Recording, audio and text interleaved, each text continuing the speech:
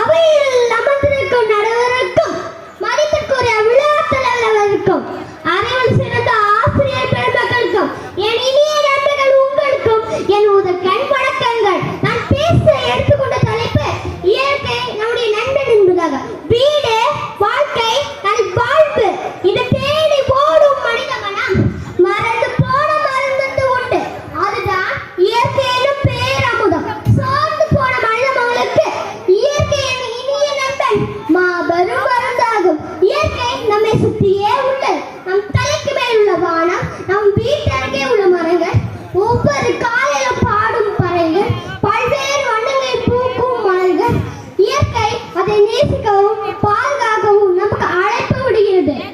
இயற்கை நம்முடைய சிறந்த நண்பர். அது நமக்கு சுத்தமான காற்றையும் ஆரோக்கியமான உணவையும் தருகிறது. காலை கதிரன் ஒளியாய் வந்து இணைமகளுடன் எழுப்பிடுவான். மெல்லிய காத்தாய் வந்து என் கால்களில் பாடல் பாடிடுவான். பச்சை புல்வெளியாய் மாறி என் கால்கள் பாடி நண்பனவன். தண்ணீர் தாகம் தீர்க்க நதியாய்